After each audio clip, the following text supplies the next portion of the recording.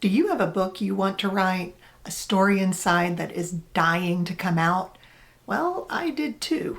And people ask me all the time how I managed to write a book while working full-time with a family. Often it's other moms or people also balancing a career and family. A lot of those people are hoping there's some productivity hack, some app or magical 15-minute morning routine that makes all the difference, But here's the truth. Writing a book while working a 40-hour week and raising a family is not about being efficient. It's about being stubborn. My name is Wilhelm-Volpi, and I'm a Christian author and speaker. I make weekly videos to help you live your faith, stay connected with the people you love, and find the good in everyday life. Subscribe if you want to see more. Let's start with where the writing actually happened. So for many, many months, it was at 5 a.m. That, the house was quiet. It was before the whole routine, getting ready for work or school had started. The coffee had hardly even kicked in.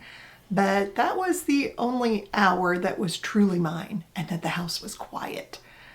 Then there were also the Saturdays, while everyone else was headed out for brunch or having fun with friends or even just resting from the week. I was in my home office, locked in. I was staring at a screen.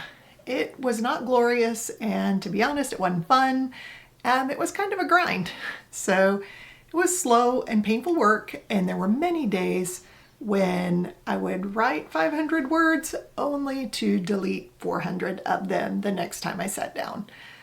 And if you want to write a book, you have to be okay with that, with the sheer volume and unsexy work that it takes to build a manuscript when you've got a 9-to-5 job. Next, we also should talk about something that most people don't mention when they're giving writing advice: the guilt. I'm being serious here. There were Saturday afternoons or mornings when I could hear my family laughing about something in the other room, and I was in my office feeling like a terrible parent for choosing the work over being present. I felt guilty for not being there. Chances are if you are also a parent, you know that feeling. The gnawing sensation that you're taking time away from the people you love to chase something that doesn't even exist on paper yet. But here's the truth that I had to come to terms with. We all make choices about where our energy goes. I had to learn to forgive myself for that time and to be okay with my choices, even while I was in the thick of it. But then, from a writing perspective, everything changed. I had a big but routine surgery. The expectation was rest for a week and then you'll be back up and running, 100%. Except there were complications, and suddenly I was sidelined. I couldn't go out, I couldn't run errands, I couldn't do the chores, I couldn't do my normal life at all for about 6 weeks. And that unexpected pause, well, that was the secret, like this forced stillness. It was the first time in my life that I can remember that I didn't have the excuse of being busy. I was forced to sit at home.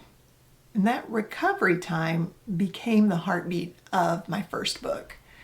It was not the way I wanted to finish it. And I would not recommend surgery as a writing technique or writing strategy, but it turned out to be a great gift, even though it did not feel like it at the time. That gift of time and stillness helped me finish the project. We should also talk about money for a second, because not very many people mention that either. I realized as I got deeper into this project that if I really wanted to do it right, I could not self-edit forever or rely on Grammarly, as great as it is. I needed to hire an unbiased editor to really take the book to the next level. If you want to tell your story and finish it, The truth is, you have to be willing to invest in the work, both with your time, your reputation, and your wallet. It wasn't cheap, but it was necessary to respect the story that I wanted to tell. If you're listening to this and you're saying, I have no time, well, I hear you and I see you. This is a very personal journey and it happens entirely at your own pace. There are seasons in life when you can do this and seasons when you can't. But here's the truth. You do not have to be in a writing season to be a writer. And I want you to hear that again. You do not have to be in a writing season to be a writer. Then that's okay. But if you are in a season where you want to tell your story, you have to protect your time fiercely. You have to guard it. And honestly, finishing that first book unlocked a whole new path for me. It led to new ideas, other books, including one that I wrote specifically for high school graduates and college freshmen. I'm actually giving copies of that book away for free. You'll find a link to it down in the description to help get that into the hands of those who need it. Just ask that you help me cover shipping. Now what do you have to remember? Let's get your story told. You can do it.